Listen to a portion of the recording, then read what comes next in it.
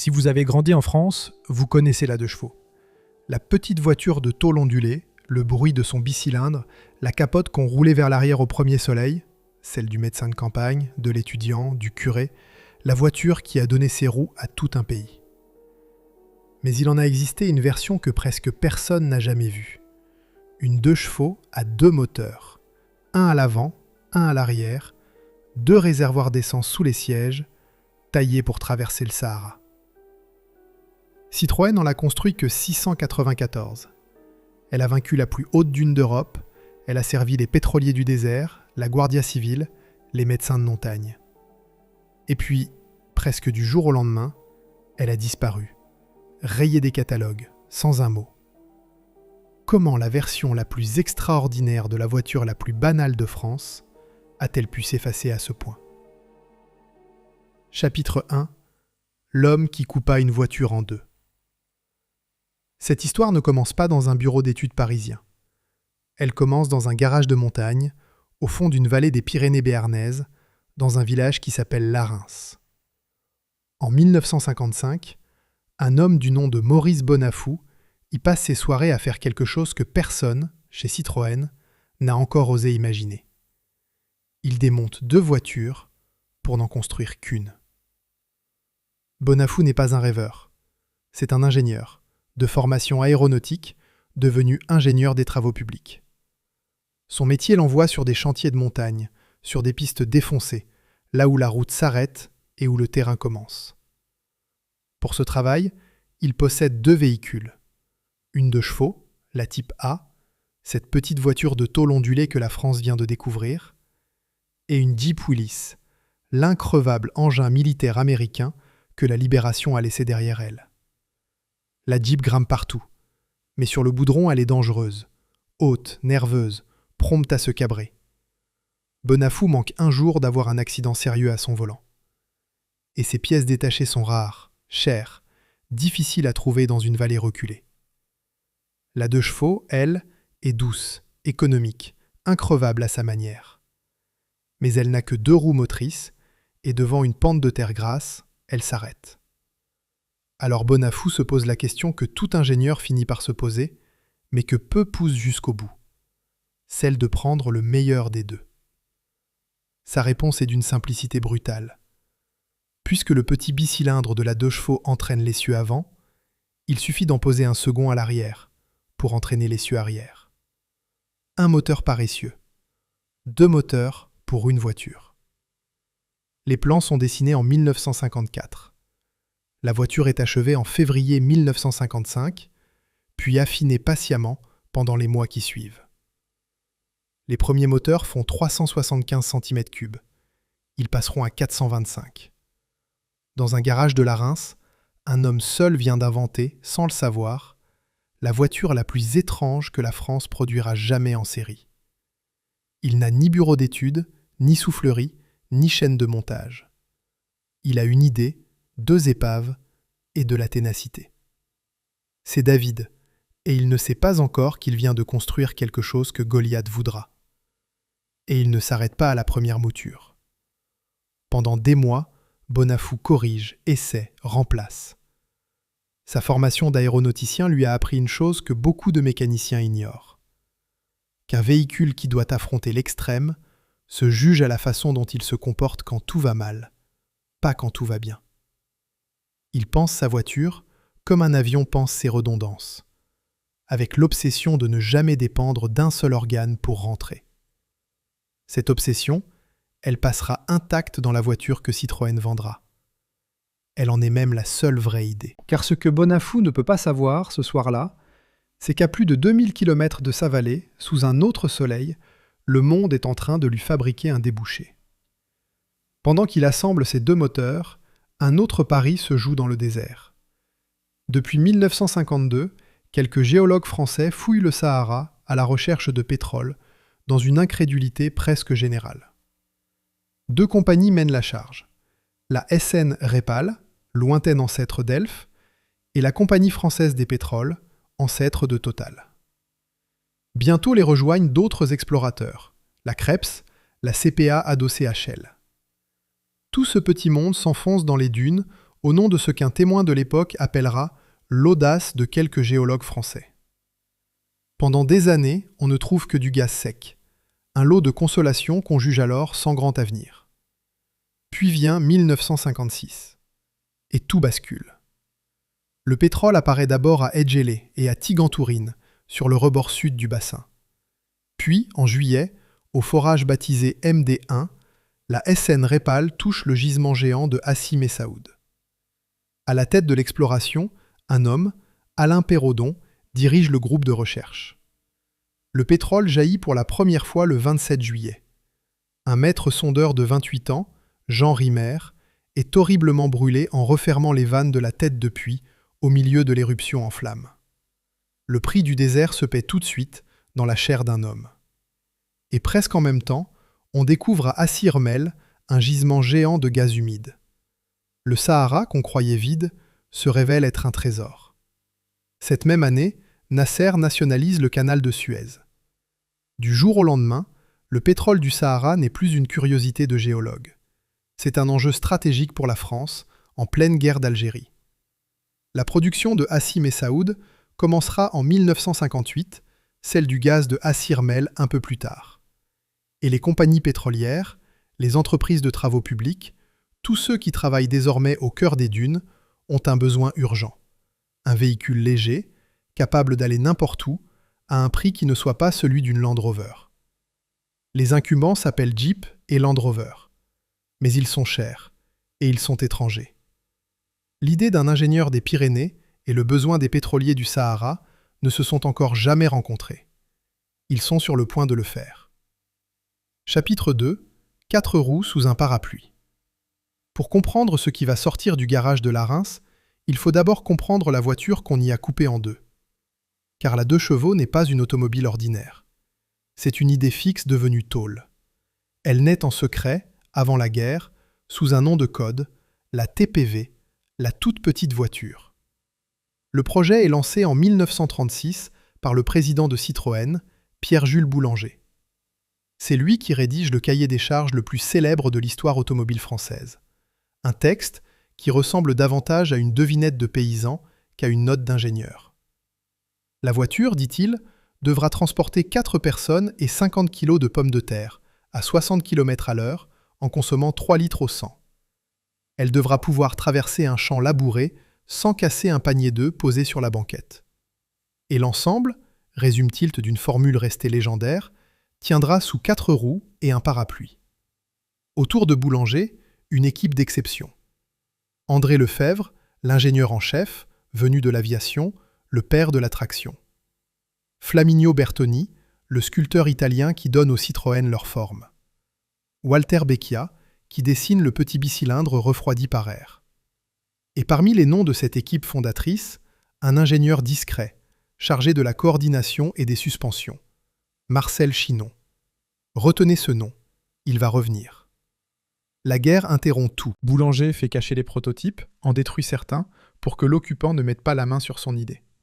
La 2 chevaux n'est dévoilée qu'au Salon de Paris, le 7 octobre 1948. Boulanger, lui, ne verra pas le triomphe complet de son œuvre. Il meurt au volant d'une traction, dans un accident, le 12 novembre 1950. L'homme qui avait imaginé la voiture des œufs intacte s'en va dans un fracas de métal. Mais la voiture, elle, vit. Et elle vit énormément. Simple, réparable avec une clé de 12 et un peu de bon sens, elle devient l'automobile du peuple français, du médecin de campagne au petit paysan, du curé à l'étudiant. Elle est à la France de l'après-guerre ce que peu d'objets ont jamais été à un pays, une promesse tenue de mobilité pour tous. C'est cette voiture-là, cette icône de la sobriété, que Maurice Bonafou a osé doter d'un second cœur. En mars 1956, le même mois presque où le pétrole s'apprête à jaillir de Hassi Messaoud, le frère de Bonafou prend une décision qui va tout changer. Il écrit à Citroën. Une lettre, accompagnée de 4 photos et de 3 croquis, décrivant la voiture à 2 moteurs assemblés dans la vallée. Une autre version de l'histoire attribue l'alerte à l'agent Citroën d'Oloron Sainte-Marie. Peu importe le messager, le message, lui, arrive à Javel. Et Javel, pour une fois, écoute. Des ingénieurs de la marque font le voyage jusqu'à la Reims dans le courant de l'année. Ils essaient la voiture de l'amateur. Ils la démontent du regard. Et ils repartent convaincus. Le timing est prodigieux. Au moment précis où le Sahara devient un Eldorado pétrolier réclamant des véhicules tout-terrain, un homme leur apporte, tout emballé, la solution. Il faut le dire clairement, parce que l'histoire officielle a longtemps eu tendance à l'oublier. Le père de la 2 chevaux à 4 roues motrices, ce n'est pas la firme du quai de Javel. C'est un ingénieur des travaux publics d'un village pyrénéen. Des décennies plus tard, un descendant, Vincent Bonafou, prendra la parole publiquement pour rétablir la vérité et corriger jusqu'à l'orthographe du nom, Maurice, avec un seul N. Comme si la famille savait que, dans cette histoire de moteur doublé, on avait aussi doublé le véritable inventeur. Citroën, désormais, tient son idée. Reste à en faire une voiture qu'on puisse vendre. Chapitre 3. Les dromadaires d'Ermenonville. Transformer le bricolage génial d'un amateur en produit industriel, c'est un autre métier. Et Citroën confie ce métier à un homme dont le nom vient d'apparaître dans cette histoire, Marcel Chinon. C'est un choix qui a la beauté d'une boucle. Chinon était là au tout début, dans l'équipe de la TPV d'avant-guerre, aux côtés de Lefebvre et de Bertoni. 20 ans plus tard, on lui demande de prendre en charge l'enfant le plus étrange de cette même voiture. Un fil humain relie la naissance de la 2 chevaux à son rejeton le plus improbable, et ce fil, c'est un seul ingénieur. Le premier prototype de Chinon fonctionne, mais il souffre d'un défaut rédhibitoire. Il ne peut rouler qu'avec ses 2 moteurs tournant en même temps. Impossible d'en couper un. Or, dans le désert comme sur la route, faire tourner 2 moteurs en permanence, c'est doubler la consommation, doubler l'usure, doubler le vacarme, pour rien. Tant que ce verrou n'est pas levé, la voiture reste une curiosité, pas un outil. C'est un autre ingénieur, Jean-Claude Bouquet, qui trouve la clé. Il retravaille l'ensemble pour permettre de désaccoupler le moteur arrière, de le débrayer, de le laisser au repos et de rouler à l'avant seulement, en ce que Citroën appellera la marche économique. Voilà le geste qui fait tout. Grâce à Bouquet, on ne sort les 2 moteurs que lorsqu'on en a besoin, dans le sable, dans la boue, dans la neige. Le reste du temps, on roule comme dans une 2 chevaux ordinaire. La voiture cesse d'être une prouesse pour devenir une machine utilisable. De ces 2 hommes, Chinon et Bouquet, l'histoire n'a presque rien gardé. Pas de date de naissance, pas de citation, pas de portrait. 2 ingénieurs qui ont donné forme à l'une des voitures les plus recherchées de la planète et dont on ne connaît guère plus que le nom de famille. C'est l'un des silences de cette histoire, et il n'est pas le dernier. La mise au point, elle, on la connaît mieux. C'est Panhard, la vieille marque, alors dans le giron de Citroën, qui construit les premiers prototypes. On les emmène rouler là où le sable est à portée de Paris, à la mer de sable d'Ermenonville et dans la forêt de Fontainebleau. De ces essais sortent les solutions concrètes qui feront la voiture définitive. Un seul levier de vitesse pour commander les 2 boîtes, un châssis renforcé, une plaque de protection sous le ventre de l'auto pour affronter les cailloux et les fendrières. Les prototypes essayaient d'abord des embrayages centrifuges, on les abandonnera pour la série. Puis vient le temps de la révélation. Et pour révéler, Citroën possède une arme, Jacques Wolgensinger. Wolgen, comme on l'appelle, dirige l'information et les relations publiques de la marque pendant 30 ans. C'est lui qui inventera plus tard le 2 chevaux cross et les grands raids Citroën. C'est un homme qui sait qu'une voiture ne se vend pas seulement avec de la mécanique, mais avec un récit. Le communiqué qu'il rédige porte la date du 4 mars 1958. Il y écrit que, consciente des problèmes de la recherche pétrolière au Sahara, la société Citroën vient de mettre au point une 2 chevaux à 4 roues motrices, ajoutant aux qualités depuis longtemps reconnues de la voiture de stupéfiantes possibilités d'évolution dans le sable. Et il conclut par une invitation qui a le sens du théâtre. Un prototype sera présenté à la presse dans la mer de sable d'Ermenonville le 7 mars à 10h. Ce jour-là, pour accueillir les journalistes, Citroën ne se contente pas de sable. La marque fait venir de vrais dromadaires. Sous les yeux des reporters, entre les bosses des animaux, un prototype presque indiscernable d'une 2 chevaux de série gravit des pentes de 40% avec 4 personnes à bord. Le décor est absurde et parfait à la fois. La voiture du peuple français, celle des œufs et des pommes de terre, en train de jouer les chameaux mécaniques dans une fausse dune de l'Oise. Ce qui frappait les journalistes, ce jour-là, ce n'était pas le spectacle. C'était la banalité de la voiture qui l'accomplissait. Sous leurs yeux, ce n'était pas un engin militaire hérissé de crampons qui gravissait la pente, mais une 2 chevaux, la même, en apparence, que celle garée devant chez eux. Le miracle tenait tout entier dans cet écart, entre l'humilité de la carrosserie et la démesure de ce qu'elle cachait. Wolgensinger l'avait compris mieux que personne. La Sahara ne se vendrait pas comme une performance. Elle se vendrait comme un secret. Le reste s'enchaîne. En octobre 1958, la direction donne son feu vert. La voiture est montrée au public au Salon des véhicules industriels, porte de Versailles, au mois de novembre. L'armée française réclame un prototype pour l'évaluer. On le lui livre à l'été 1959. Mais elle ne l'adoptera pas, jugeant sans doute qu'une voiture à 2 moteurs était une complication de trop. L'homologation par le service des mines tombe le 11 octobre 1960. La production démarre en décembre. Et les premières ventes commencent en février 1961. Le bricolage de la Reims est devenu une automobile de catalogue. Il est temps de regarder ce qu'il y a, vraiment, sous cette tôle familière. Chapitre 4. 2 cœurs dans la tôle. Ouvrez la portière avant d'une Sahara, et la première chose que vous voyez n'est pas normale. Dans le panneau de la portière, du côté conducteur, une découpe laisse passer un tube. Un goulot de remplissage. Vous ne faites pas le plein par l'arrière de cette voiture. Vous le faites par la porte. Et si vous regardez de l'autre côté, il y en a un second. 2 goulots. Parce qu'il y a 2 réservoirs. 2 réservoirs de 15 litres, logés sous les sièges avant, un pour chaque moteur. Le conducteur de la Sahara, disons-le sans détour, roule assis sur 2 réserves d'essence, dont il vérifie le niveau avec une jauge en fibre graduée jusqu'à 15 litres. C'est l'image la plus troublante de toute la voiture, et nous y reviendrons. Le cœur de l'affaire, c'est cette gémellité. 2 moteurs bicylindres à plat, refroidis par air, de 425 cm3 chacun. L'un à l'avant, à sa place habituelle, entraînant l'essieu avant. L'autre à l'arrière, planté dans le coffre, entraînant l'essieu arrière. Et pas seulement 2 moteurs, 2 boîtes de vitesse, 2 démarreurs, 2 dynamos, 2 régulateurs, 2 clés de contact, 2 boutons de démarrage. La Sahara est, littéralement, une voiture qui a tout en double. Chaque moteur développe environ 13 chevaux, ce qui donne, ensemble, une puissance d'à peu près 26 chevaux. Les sources se disputent le chiffre exact, entre 24 et 28. Retenons 26, c'est l'ordre de grandeur juste. Mais l'essentiel n'est pas là.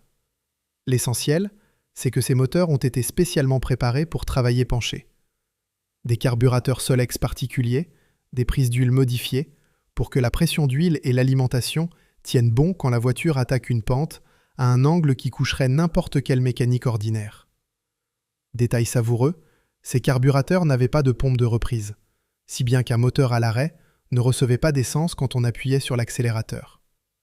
Tout, dans cette voiture, avait été pensé pour la logique des 2 moteurs. Tout cela se commande par un seul levier de vitesse, planté au plancher, ce qui fait de la Sahara la seule 2 chevaux de l'histoire à levier au sol et non au tableau de bord. Ce levier unique actionne les 2 boîtes en même temps par une tringlerie qui les relie. Un second levier, plus petit, de couleur blanche, permet de débrayer le moteur arrière pour rouler à l'avant seulement. Les embrayages sont à commande hydraulique. On peut donc rouler à l'avant ou sur les 2 essieux, traction ou 4 roues motrices, au choix du conducteur. Ce qu'on ne peut pas faire, c'est rouler à l'arrière tout seul. Et voilà toute la philosophie de la voiture, tenue dans ce petit levier blanc, la redondance. Dans le désert, si un moteur rend l'âme, on rentre avec l'autre. Là où un ingénieur ordinaire aurait cherché à construire un moteur plus puissant, Citroën a préféré en installer 2 et faire de la panne de l'un la roue de secours de l'autre. Vivre avec cette voiture, c'était vivre avec un rituel. On tournait une clé, on pressait un bouton, et le premier bicylindre toussait, puis se lançait. Puis la seconde clé, le second bouton, et le vacarme montait d'un cran, comme un écho qui aurait pris corps. 2 moteurs à plat qui battent la mesure derrière et devant vous, presque sans rien pour amortir le bruit. À l'intérieur, on ne s'entendait plus penser. Ceux qui ont conduit une Sahara dans le sable en parlent moins comme d'une automobile que comme d'une bête à 2 souffles, qu'il fallait apprendre à mener. Reste à comprendre ce choix déraisonnable, préféré à une vraie boîte de transfert comme sur une Jeep. La raison tient en peu de mots. Le petit bicylindre était trop faible pour animer seul un authentique tout-terrain. Et parce que 2 moteurs identiques, pris sur l'étagère, étaient plus simples et moins coûteux à outiller qu'une transmission entièrement nouvelle. C'était léger, c'était bon marché à concevoir, et cela offrait au désert cette assurance que rien d'autre ne donnait.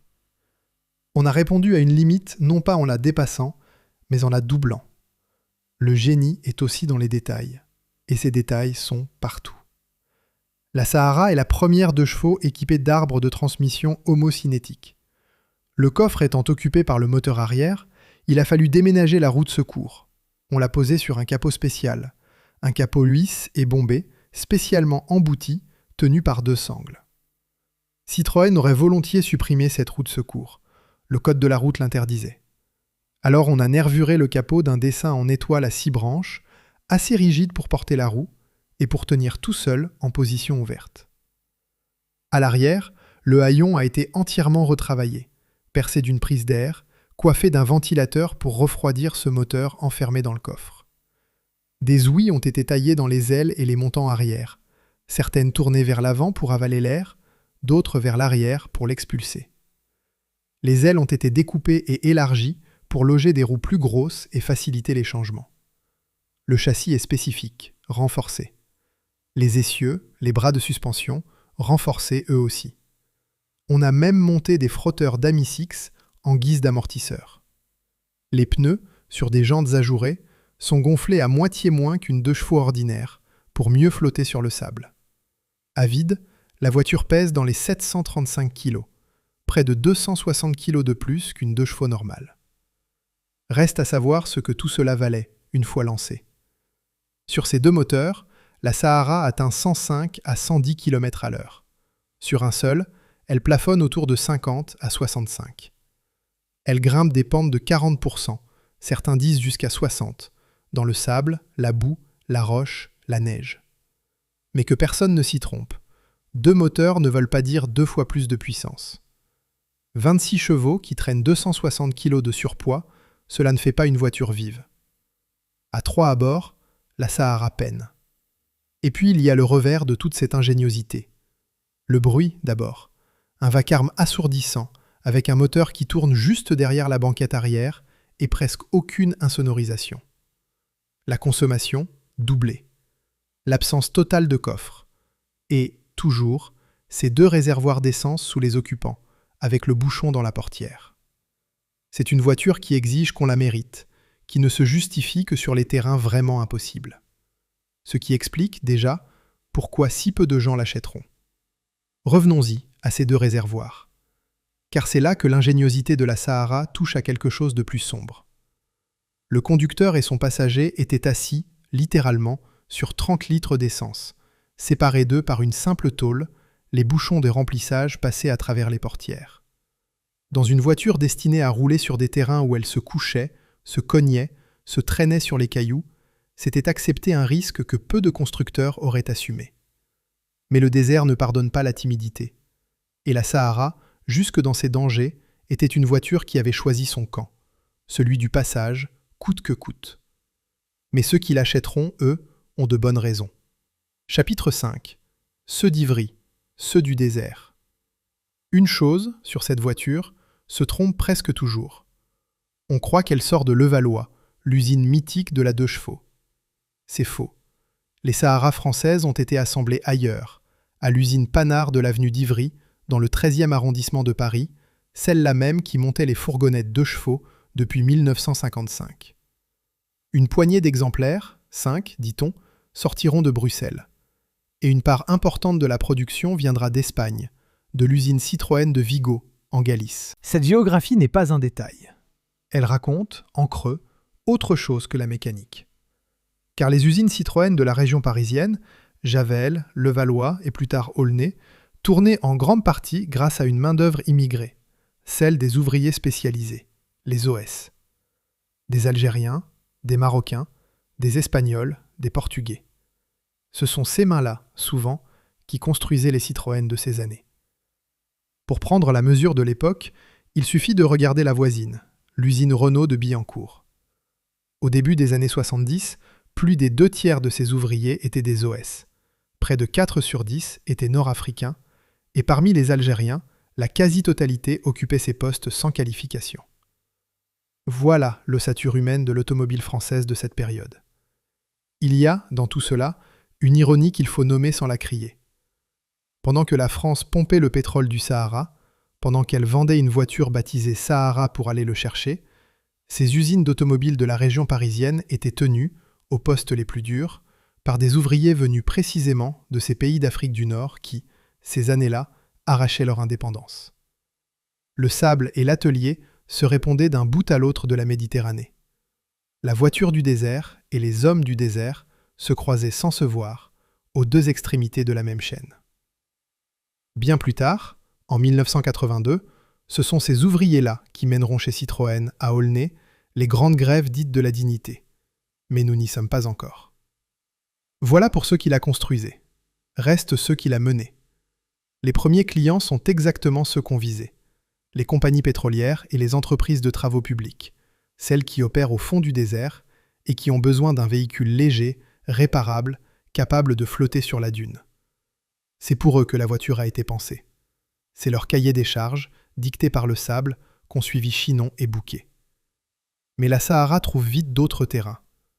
En Espagne, la Guardia Civile en commandera un lot important pour patrouiller les campagnes reculées. Des voitures assemblées à Vigo, livrées avec une forte remise sur le catalogue, dont certaines seront même démontées pour servir de réserve de pièces.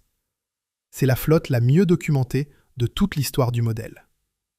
En France, la gendarmerie en déploiera dans les territoires du Pacifique. Des médecins de montagne l'adopteront pour atteindre, l'hiver, des hameaux coupés du monde. Des unités de secours suisses la choisiront pour la neige et la glace. Partout où la route s'arrête, où le terrain se dérobe, où il faut passer coûte que coûte, la petite voiture à deux cœurs trouve sa raison d'être. Il y a une vérité tranquille dans cette liste de clients. Ce ne sont pas des amateurs de curiosité. Ce sont des gens dont la vie, ou le métier, dépend de la certitude d'arriver. Un médecin qui doit franchir un col enneigé pour un accouchement ne roule pas en Sahara par goût de l'insolite. Il y roule parce que, quand un moteur cale dans la poudreuse, il en reste un second. La redondance, cette idée un peu folle née dans un garage de la Reims, n'est pas un gadget pour eux. C'est une assurance vie. Sur le terrain, pourtant, la voiture imposait sa propre discipline. 2 moteurs, cela voulait dire 2 fois plus d'essence à transporter dans des contrées où la station-service la plus proche pouvait se trouver à des centaines de kilomètres. Cela voulait dire 2 fois plus de bougies, de filtres, de niveaux à surveiller, 2 fois plus de choses à réparer sous un soleil de plomb. Mais pour un géomètre perdu entre 2 forages ou un gendarme sur une piste de brousse, ce surcroît de contraintes était le prix d'une tranquillité que rien d'autre n'offrait, celle de savoir qu'on rentrerait. En Angleterre, Citroën ne construira jamais de Sahara à conduite à droite, même si le directeur des ventes britannique, un certain Nigel Somerset-Leake, s'en fera monter une, à titre personnel, comme on s'offre une folie qu'on est le seul à comprendre. Aux États-Unis, plus tard, 2 exemplaires traverseront l'Atlantique pour évaluation, l'un sur la côte Est, l'autre sur la côte Ouest, confiés au responsable Citroën de l'Ouest américain, René France, épaulé par un technicien nommé Albert Baffon. Chacune de ces voitures, à sa manière, dit la même chose. La Sahara n'a jamais été une voiture de série au sens ordinaire. C'est une voiture d'exception, au sens propre. Elle n'existe que pour les situations où rien d'autre ne passe. Et cette rareté, qui fera plus tard sa légende et sa valeur, est déjà, dès le premier jour, inscrite dans son destin. On ne vend pas par milliers une voiture qui ne sert qu'aux endroits où la route renonce. Reste que, pendant quelques saisons, cette voiture impossible va connaître son heure de gloire. Et cette heure a un lieu, une pente, une date. Chapitre 6. Le sommet de la dune. Le 21 juillet 1961, sur la côte atlantique, une Sahara se présente au pied de la plus haute dune d'Europe, la dune du Pilat, près d'Arcachon. Une montagne de sable de près de 100 mètres, aux flancs qui atteignent par endroits 60% de pente. C'est le genre d'obstacle devant lequel n'importe quelle voiture, y compris la plupart des tout-terrains de l'époque, s'avoue vaincue. La Sahara, elle, monte. Lentement, obstinément, moteur avant et moteur arrière hurlant de concert, elle grimpe le versant de sable. L'ascension dure 4 heures. 4 heures pour gagner le sommet d'une dune. Mais elle y arrive. Et Citroën tient là les images dont Wolgensinger rêvait. La petite voiture nationale plantée au faîte de la plus grande dune du continent, comme un drapeau de tôle sur un océan de sable. La marque en tirera son unique brochure en couleur consacrée à la Sahara. De ce moment de gloire, il manque pourtant quelque chose. Un nom. Celui du conducteur qui a tenu le volant pendant ces 4 heures d'ascension n'a pas survécu dans les archives.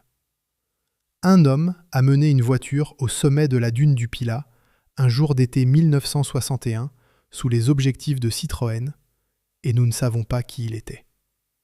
C'est encore l'un de ces silences dont cette histoire est pleine, comme si la Sahara avait la manie d'effacer ses hommes en même temps qu'elle les portait. L'exploit, en tout cas, fait mouche. Renault, piqué au vif, montera bientôt sa propre démonstration dans les dunes, un 6 roues tractant une maison roulante à 2 étages. La bataille du sable est lancée, et pendant une poignée de saisons, la Sahara est reine sur son étrange royaume, celui des pentes que personne d'autre ne gravit. C'est l'apogée. 1961 est aussi l'année où la voiture se vend le mieux. 274 exemplaires quittent les chaînes, après une première année qui n'en avait produit qu'une vingtaine. Le lancement s'était fait à 9 820 francs, alors qu'une 2 chevaux ordinaire en coûtait 4 750. Plus du double. Contre une Land Rover ou une Jeep, c'était une alternative française bon marché. Contre une 2 chevaux normale, c'était une extravagance. Mais en cette année 1961, l'extravagance a le vent en poupe, la dune est conquise et le pétrole coule au Sahara. Et pourtant, même à son sommet, la Sahara reste une infime exception. 274 voitures en une année, quand la 2 chevaux ordinaire, elle, s'écoulait par centaines de milliers. Le triomphe de la Sahara n'a jamais été celui du nombre. C'était le triomphe d'une idée.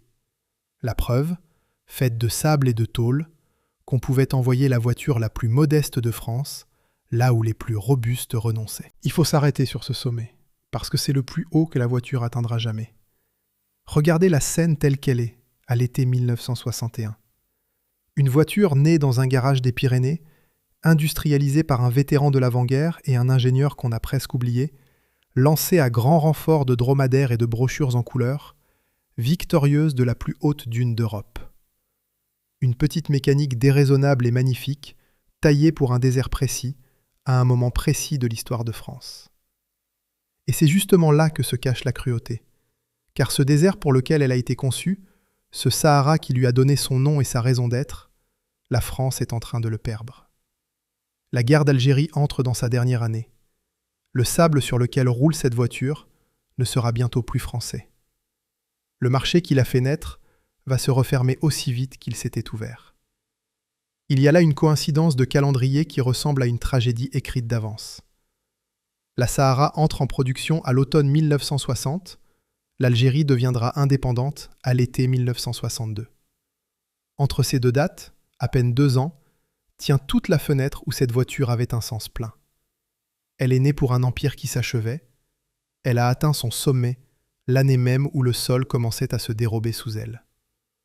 Personne, à l'été 1961, au sommet de la dune du Pilat, ne semble entendre ce bruit-là.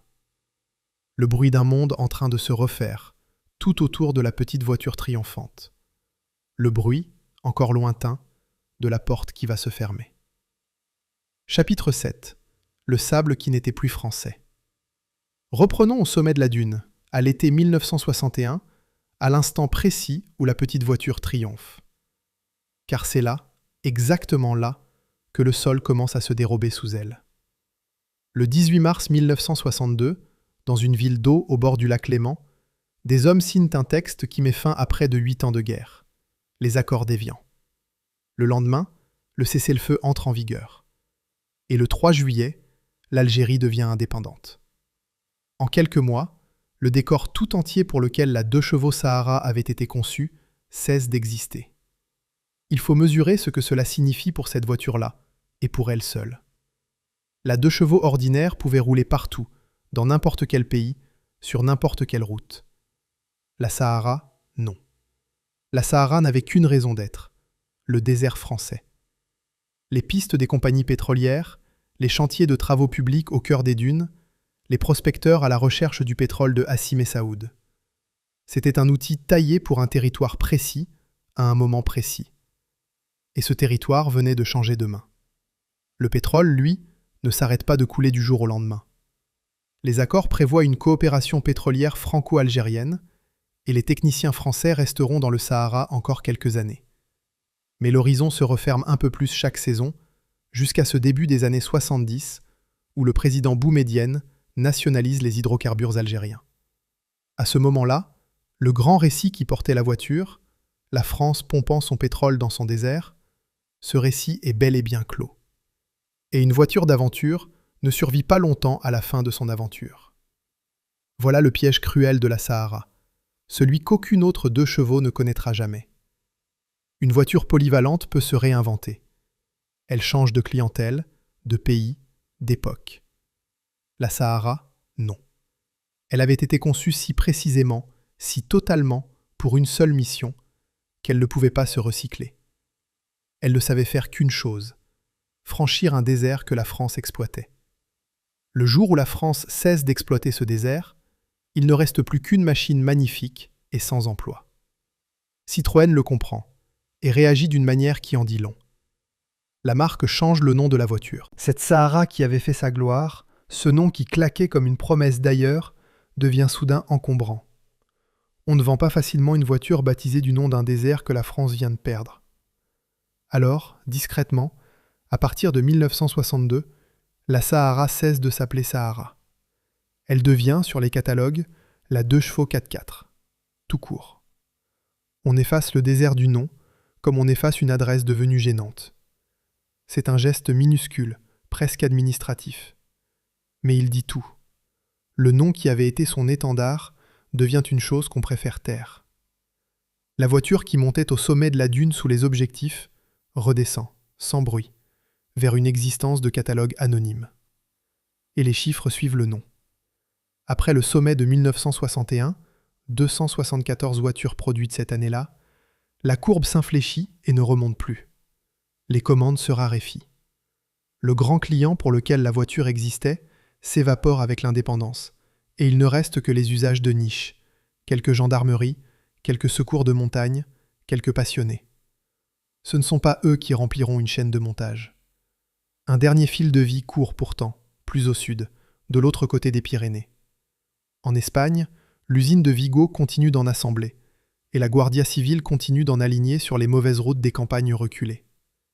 C'est là, en Galice, dans un pays qui n'a jamais rêvé du Sahara, que la petite voiture à 2 moteurs tiendra le plus longtemps. Comme si, une fois son désert perdu, elle ne pouvait plus survivre qu'à l'écart de la France qui l'avait inventée. Jacques Wolgensinger, l'homme qui avait fait venir les dromadaires à Ermenonville, pouvait bien être le meilleur conteur de l'automobile française. Il y avait une histoire qu'il ne pouvait plus raconter. Celle d'une voiture du désert à un pays qui n'avait plus de désert. La légende s'était construite en 3 ans. Elle allait mettre bien plus longtemps à mourir. Mais elle avait, dès 1962, cessé de grandir. Reste que la mort lente de la Sahara n'est qu'une toute petite mort, nichée à l'intérieur d'une bien plus grande.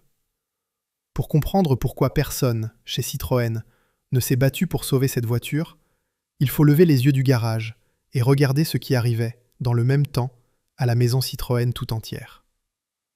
Chapitre 8. La fuite en avant. L'homme qui tient Citroën dans ces années-là s'appelle Pierre Berco. Président depuis la fin des années 50, c'est un dirigeant cultivé, entêté, brillant et dangereux à la fois. Berco n'aime ni les études de marché, ni la notion même de gamme raisonnable. Il aise les paris. Et il va, pendant plus d'une décennie, engager la firme dans une suite de paris de plus en plus lourds. Le premier défaut est béant, et tout le monde chez Citroën le voit, sauf peut-être Berco lui-même. Pendant 15 ans, de 1955 à 1970, la marque propose la gamme la plus étrange du monde automobile. D'un côté, la 2 chevaux et ses dérivés, autour de 400 cm3, de l'autre, la majestueuse DS, autour de 2 litres. Et entre les deux, rien. Un trou immense, précisément là où se vendent les voitures qui rapportent de l'argent. Pendant que Renault et Peugeot occupent le milieu de gamme et engrangent des bénéfices, Citroën le laisse vide, année après année. Plutôt que de combler ce vide, Berco regarde ailleurs, vers plus grand, plus neuf, plus audacieux.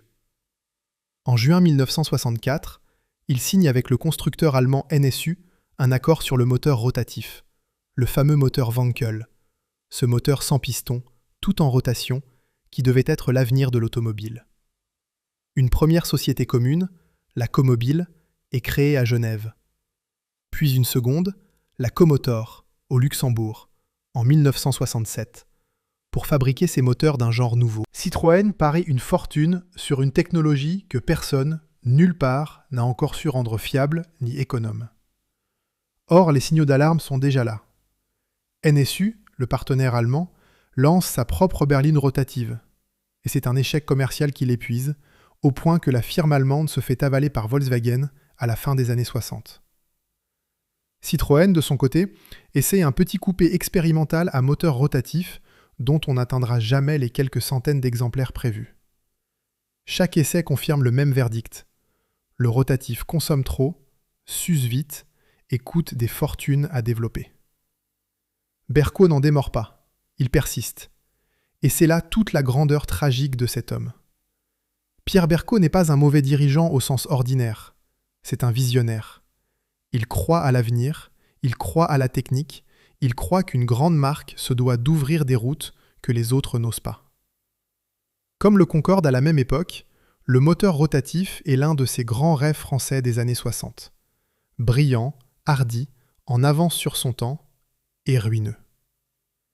Berco engage Citroën dans cette voie avec la foi d'un croyant, persuadé que la marque des chevrons ne peut pas se contenter d'occuper le tiède milieu de gamme comme Peugeot ou Renault. Il veut l'exception, toujours l'exception. Le malheur, c'est qu'une entreprise ne vit pas d'exception. Elle vit du milieu de gamme qu'il méprise. En refusant de construire la voiture banale et rentable qui aurait tenu les comptes, Berco s'offre le luxe des voitures sublimes qui les vident. Et il y a, dans cette obstination, un écho troublant de la Sahara elle-même. La même logique du refus de la solution ordinaire, la même foi dans le geste magnifique et déraisonnable. Sauf qu'à l'échelle d'une petite voiture du désert, la folie était géniale. À l'échelle d'une firme tout entière, elle était mortelle. Ce n'est pas tout. En 1968, la marque rachète Maserati. Le prestigieux constructeur italien, ses moteurs, son nom et son gouffre financier. De ce mariage naîtra la SM, une grande routière superbe, fascinante, dotée d'un moteur Maserati, rapide, raffiné, cher et assoiffé. Un quart des SM part aux États-Unis. Et derrière la SM, Citroën s'engage à renouveler toute la gamme Maserati. La Bora, la Merak, la Khamsin, une quattroportée dessinée par Bertone qui ne sera même jamais commercialisée. Autant de projets somptueux, autant de tonneaux percés. Il y a plus encore.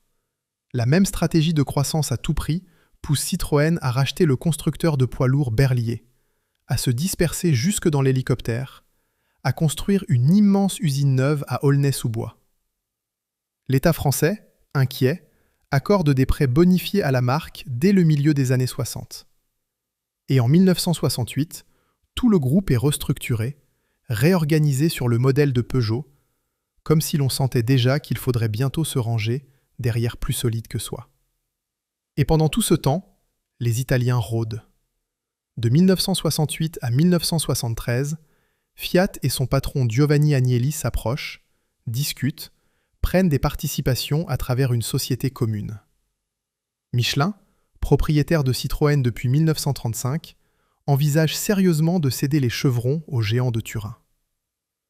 La France ne sait pas à quel point elle a failli voir Citroën passer sous pavillon italien. Les négociations finiront par échouer, mais elles disent l'inquiétude qui régnait déjà tout en haut. Puis vient 1973, Et le monde bascule une seconde fois. Le choc pétrolier. Le prix du pétrole explose. Et voilà l'ironie la plus cruelle de toute cette histoire.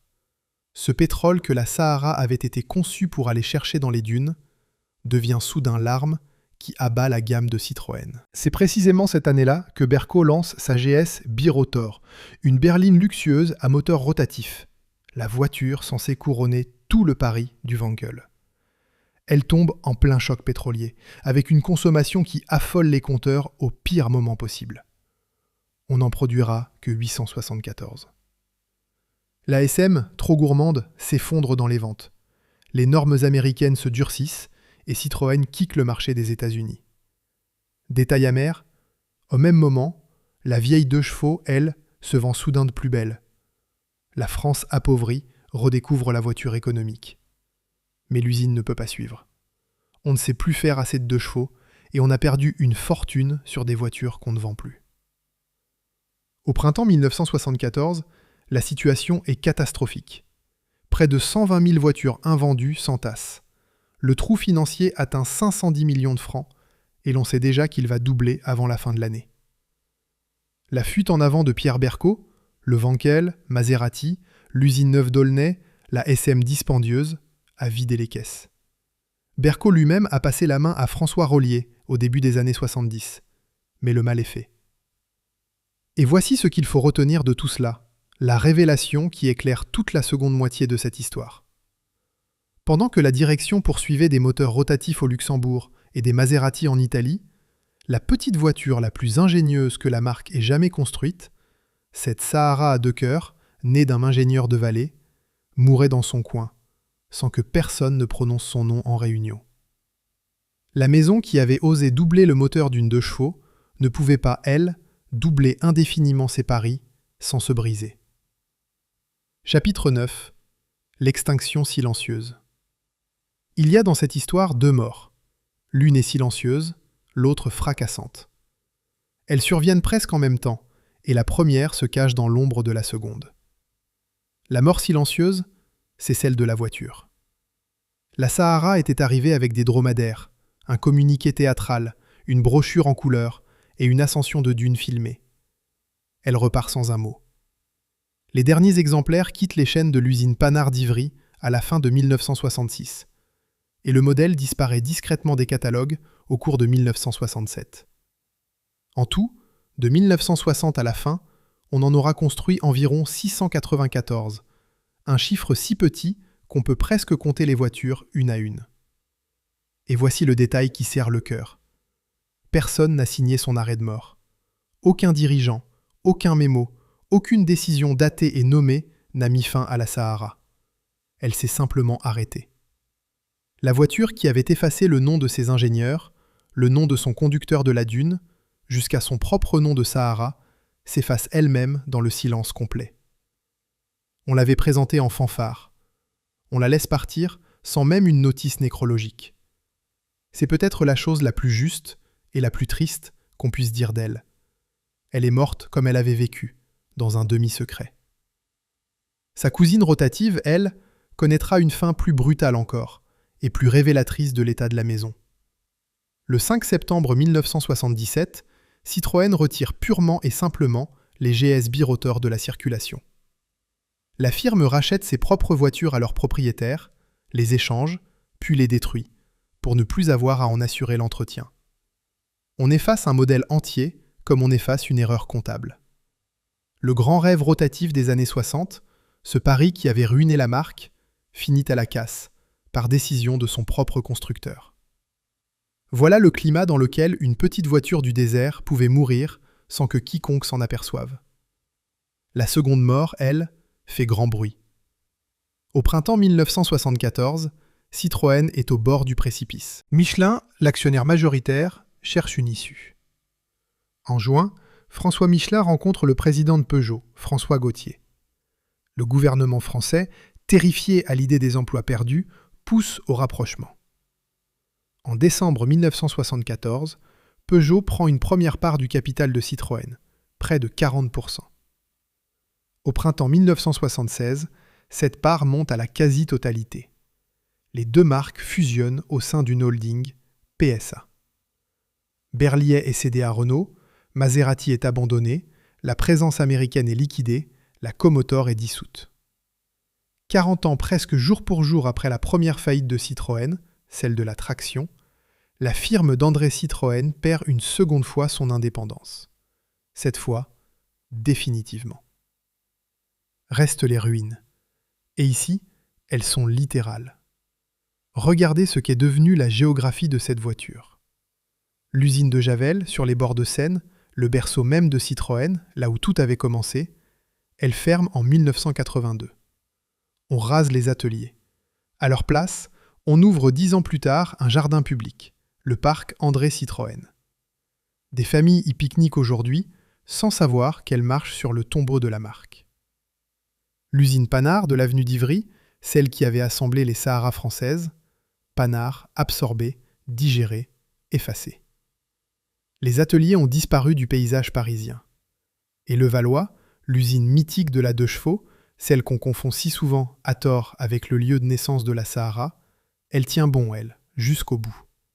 C'est là que la petite 2 chevaux ordinaire continue de naître, longtemps après la mort de sa cousine du désert. Puis, le 28 février 1988, la dernière 2 chevaux française sort des chaînes de Levallois. On démonte les machines pour les envoyer au Portugal. Des ouvriers intérimaires racontent la tristesse des anciens, regardant partir leur outil de travail par camion entier. Car la 2 chevaux, elle, survit encore un peu, mais loin de la France, à moindre coût, dans la petite usine Citroën de Mangualde, au nord du Portugal. Et c'est là, le vendredi 27 juillet 1990, à 16h30, que sort la toute dernière 2 chevaux du monde. Une Charleston grise, la 5 114 961e d'une lignée commencée en 1948. Et là, une dernière ironie, douce et cruelle à la fois. Pour saluer son départ, on fait jouer une fanfare. La 2 chevaux était née dans l'indifférence des experts. Sa famille tout entière s'éteint, 42 ans plus tard, au son d'une fanfare. La Sahara, elle, avait eu l'ordre inverse. La fanfare des dromadaires à sa naissance, le silence total à sa mort. Il faut s'arrêter une seconde sur ce déménagement, parce qu'il raconte en miniature toute une époque. Si l'on a envoyé la 2 chevaux finir sa vie au Portugal, ce n'est pas par sentiment. C'est parce que la main-d'œuvre y coûtait moins cher qu'à Levallois. La petite voiture du peuple français, celle des œufs et des pommes de terre, celle qui avait donné naissance à la Sahara, terminait sa carrière délocalisée, dans un pays où l'on pouvait la produire à moindre prix. C'est exactement le mouvement qui, dans ces mêmes années, vide la France de ses usines les unes après les autres. Et ceux qui restaient à Levallois, les derniers, n'ont pas seulement vu partir leur voiture. Ils ont démonté eux-mêmes les machines qui la fabriquaient, les ont chargées sur des camions, à destination du Sud, avant de fermer les portes derrière elles. On a rarement vu métier plus cruel que celui-là. Emballer de ses propres mains l'outil qui vous faisait vivre. Enfin, il y a Aulnay-sous-Bois, l'usine neuve dont la construction avait contribué à ruiner Citroën. Celle-là même où avaient éclaté, en 1982, les grandes grèves de la dignité menées par ces ouvriers immigrés dont nous parlions au début. Aulnay ferme ses portes en 2013. Le dernier grand site automobile de la région parisienne s'arrête, et avec lui, tout un monde d'ateliers, de chaînes et de mains. Les mains, souvent, de ces hommes venus d'Afrique du Nord, qui avaient construit les Citroën d'un pays qui, dans le même temps, exploitait leur désert. Regardez cette liste un instant. Javel, Ivry, Levallois, Aulnay. 4 noms, 4 usines, 4 pans de l'histoire industrielle française. Il n'en reste à peu près rien. Des bureaux, des logements, un jardin, des friches. C'est là le vrai visage du déclin. Pas dans les chiffres de vente d'une voiture rare, mais dans ces lieux effacés, où des dizaines de milliers d'hommes et de femmes avaient fabriqué, pendant des décennies, les automobiles d'un pays. La Sahara n'est qu'un fil dans cette tapisserie qui se défait. Mais c'est un fil précieux, parce qu'il relie tout. Le désert perdu, l'immigration qui tenait les chaînes, les paris technologiques ruineux, la marque engloutie, et pour finir, les murs abattus. Toute l'histoire de la grande industrie automobile française, avec ses gloires et ses effondrements, tient dans le destin de cette petite voiture à 2 moteurs et des usines qui l'ont vue naître. Voilà le décor qui reste. Une voiture disparue sans un mot, une marque avalée par sa rivale et une couronne d'usines rasées autour de Paris. Sur le papier, l'histoire de la Sahara devrait s'achever là, dans ce paysage de gravats. Un échec commercial, oublié parmi d'autres. Sauf qu'une voiture, quelque part, refusait de s'arrêter. Chapitre 10. Le sable rouge de Charpentier. Il s'appelait Claude Charpentier. Dans le petit monde des passionnés de 2 chevaux, on le connaissait sous le surnom de Batron. Illustrateur de métier, dessinateur reconnu, c'était surtout un homme habité par une passion. Les raids, les grands voyages au long cours, menés dans les plus modestes des Citroën.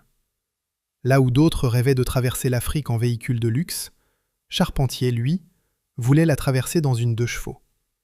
Et pas n'importe laquelle. Il possédait une 2 chevaux 4x4 Sahara, sortie des chaînes en mai 1965, portant le numéro de châssis 724. Une de ces rares voitures à 2 moteurs, taillée pour un désert que la France avait déjà rendu. Charpentier, lui, allait l'emmener dans ce désert, des années après que tout le monde eut cessé d'y croire.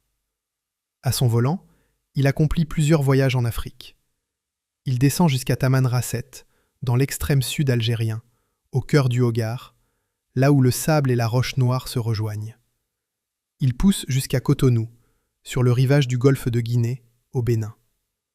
Des milliers de kilomètres de pistes, de sable, de latérite, avalés par une petite voiture de tôle ondulée à 2 bicylindres. La Sahara faisait, enfin, ce pour quoi elle était née, sauf que le drapeau français avait depuis longtemps quitté ses sables, et qu'elle le faisait pour un homme seul, par pur amour de la route. Il y a quelque chose de bouleversant dans cette idée. La voiture avait été rebaptisée pour lui retirer son désert, et un passionné anonyme lui rendait, kilomètre après kilomètre, le désert qu'on lui avait confisqué. En 1977, après environ 65 000 kilomètres de pistes et de désert, Charpentier décide d'arrêter sa Sahara, de la reposer, de la démonter entièrement pour la restaurer. Et c'est en la démontant qu'on trouve l'image qui résume, mieux que tout autre, l'histoire entière de cette voiture.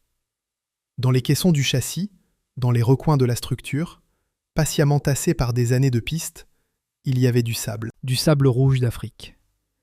Le sable même que la voiture avait été conçue pour franchir, ramené à la maison à l'intérieur de son propre squelette, des années après que l'empire qui lui avait donné son nom se fût évanoui.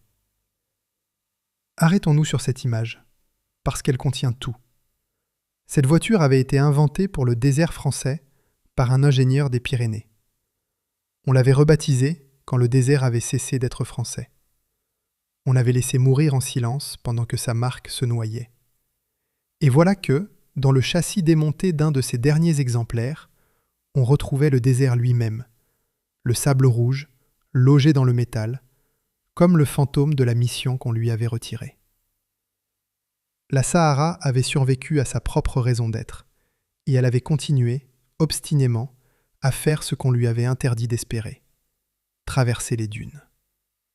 Cette voiture-là, la Sahara de Charpentier, sera plus tard soigneusement restaurée par les passionnés du club Méhari de Cassis pour marquer leurs 40 ans. Le sable, lui, aura fini par être ôté, grain par grain. Mais l'image reste, indélébile. Une petite voiture rentrée d'Afrique, avec le désert dans les os. Et Charpentier n'était pas seul. Autour de ces Saharas survivantes s'est construite, au fil des décennies, toute une communauté de passionnés, de raideurs, de restaurateurs, qui ont continué à emmener ces voitures là où la route s'arrête. Le grand client des dunes s'était évanoui en 1962. Les vrais fidèles de la Sahara, eux, ne sont jamais partis. Et il y a, dans cette survie par la passion, une boucle qui vaut la peine d'être nommée. Souvenez-vous de Jacques Wolgensinger, l'homme des relations publiques qui avait mis en scène les dromadaires d'Ermenonville. Ce même homme allait, dans les années qui suivirent, inventer le 2 chevaux cross et organiser les grands raids Citroën. ces expéditions au long cours à travers les déserts et les continents qui firent la légende sportive de la petite voiture. Autrement dit, l'idée même du raid, du voyage extrême en 2 chevaux, cette culture qui allait garder la Sahara vivante entre les mains d'hommes comme Charpentier, elle descend en droite ligne du même service, du même conteur, qui avait présenté la voiture à la presse en 1958. Wolgensinger avait lancé la Sahara en fanfare. Sans le savoir, il avait aussi fondé la tribu qui refuserait de la laisser mourir. La marque, elle, avait tourné la page. Les passionnés, non. Ce sont eux, et non les bureaux de Javel, qui ont porté cette voiture jusqu'à nous. Chapitre 11. Ce qui reste. Il fallait attendre encore quelques décennies pour la dernière bascule, la plus improbable de toutes. Le 6 février 2016, à Paris, pendant le salon Rétromobile, la maison Art Curial met aux enchères un ensemble de Citroën historiques. Parmi les lots, une 2 chevaux Sahara de 1961, châssis 0033. L'estimation raisonnable tourne autour de 60 à 90 000 euros. Puis les enchères s'emballent. 2 passionnés se disputent la voiture. Le marteau finit par tomber, frais compris, à 172 800 euros. 5 fois le bas de l'estimation. Un record du monde. La 2 chevaux la plus chère jamais vendue. Prenez la mesure de ce retournement.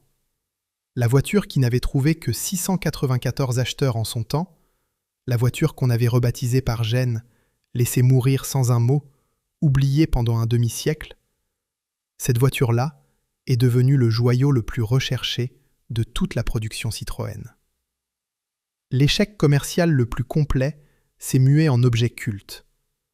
Ce qui n'avait pas su se vendre est devenu ce qui ne s'achète presque plus. Et le prix, depuis, n'a fait que grimper. D'autres Sahara ont dépassé ou frôlé ce sommet lors des ventes suivantes. Le marteau des commissaires-priseurs a fait pour la Sahara ce que le marché de son temps lui avait refusé. La couronner. Il faut dire que la 2 chevaux tout entière a connu ces dernières années cette étrange résurrection par les enchères. La petite voiture qu'on qualifiait autrefois de boîte à sardines, de caricature d'automobile, est devenue un objet de désir pour collectionneurs. À Fontainebleau, une simple 2 chevaux type A des toutes premières années s'est envolée un jour de vente jusqu'à plus de 75 000 euros. 5 fois son estimation, elle aussi. La sobriété d'hier est devenue le luxe d'aujourd'hui. Mais même dans ce grand emballement, la Sahara reste à part, tout en haut. Parce qu'elle cumule tout ce qui fait grimper une cote, l'extrême rareté, l'ingéniosité mécanique et une histoire, une vraie, avec un désert, un empire perdu et 2 moteurs. Le collectionneur n'achète pas seulement de la tôle, il achète ce récit-là. Des 694 construites, on estime qu'il en survit environ une centaine. Éparpillées. Certaines dorment dans des collections privées, comptées sur les doigts par les passionnés. D'autres reposent dans des musées, au conservatoire de la marque ou de l'autre côté de l'Atlantique, comme cet exemplaire de 1962, conservé au Lane Motor Museum de Nashville, aux États-Unis, une Sahara qui avait autrefois servi une caserne de pompiers française. Ce musée-là, spécialiste des curiosités françaises, conserve d'ailleurs une autre folie du même esprit. Une 2 chevaux de 1952, dotée non pas de 2 moteurs, mais de 2 avants, 2 capots tête-bêche. Comme si l'idée de doubler la 2 chevaux avait elle aussi essaimé bien au-delà de la Sahara. Chaque survivante, en tout cas, est devenue une relique. Le compte est si serré que certains numéros de châssis dépassent le nombre réel de voitures produites. Citroën n'avait pas attribué toutes les séquences, si bien que même le décompte de ces rares machines garde jusqu'au bout sa part de mystère. Et pourtant, au cœur de cette gloire posthume, les silences demeurent, exactement les mêmes qu'au premier jour. On paye une fortune pour ces voitures, mais on ne connaît toujours presque rien de ceux qui les ont faites. Marcel Chinon et Jean-Claude Bouquet, les 2 ingénieurs qui ont donné à la Sahara sa forme définitive, toujours pas de portrait, pas de citation, à peine plus qu'un nom de famille. Le conducteur qui a mené la voiture au sommet de la dune du Pilat pendant 4 heures, toujours anonyme. Et Maurice Bonafou, l'ingénieur de la Reims qui avait tout commencé dans son garage, il aura fallu qu'un descendant, Vincent Bonafou, prenne un jour la parole pour rappeler qui il était et corriger jusqu'à l'orthographe de son nom. La voiture qui effaçait ces hommes vaut aujourd'hui une fortune, et nous ne savons toujours pas bien qui elle était. Il y a une leçon dans tout cela qui dépasse la mécanique. La Sahara nous rappelle qu'un objet peut survivre à la disparition complète de ce qui l'avait justifié. Elle avait été conçue pour une mission unique, et cette mission s'est éteinte au bout de 3 ou 4 ans. Par toute logique industrielle, elle aurait dû s'effacer sans laisser de traces, comme s'effacent les millions d'objets utiles devenus inutiles. Au lieu de quoi, elle est devenue plus désirable, morte que vivante. Ce n'est pas son efficacité qu'on célèbre aujourd'hui. Elle était bruyante, lente, dangereuse à sa manière, invendable. C'est son audace. C'est le geste. C'est cette réponse déraisonnable et sublime à un problème réel. Les voitures raisonnables de son époque, celles qui se vendaient par milliers et remplissaient les comptes, ont presque toutes disparu de nos mémoires. La folle, l'invendable, celle qui n'aurait jamais dû exister, on se la dispute à prix d'or. Il y a là une justice étrange, à retardement, que Maurice Bonafou, dans son garage de la Reims, n'aurait sans doute jamais osé imaginer. Alors il faut se demander ce qui reste vraiment d'une 2 chevaux Sahara. Il reste une centaine de voitures, un record d'enchères, quelques musées, des usines rasées transformées en jardins. Il reste l'histoire d'un ingénieur de vallée qui coupa 2 voitures en 2 pour n'en faire qu'une, d'une firme géniale et déraisonnable qui la porta au sommet d'une dune avant de sombrer dans ses propres paris. D'un empire qui donna son nom à une voiture, puis s'effaça en la laissant orpheline. Il reste une idée folle et magnifique. Répondre à une faiblesse non pas en la dépassant, mais en la doublant. 2 moteurs, 2 cœurs, 2 clés, 2 réservoirs, pour que la panne de l'un soit toujours le salut de l'autre. Et il reste, quelque part dans le châssis démonté d'une petite voiture rentrée d'Afrique, une poignée de sable rouge.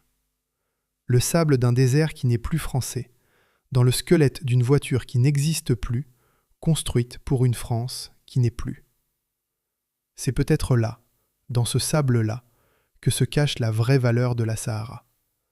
Pas dans les 172 000 € d'une salle des ventes, mais dans le fait qu'une petite 2 chevaux à 2 moteurs, née dans un garage de montagne, ait vraiment, un jour, traversé le désert et en soit revenue avec le désert dedans.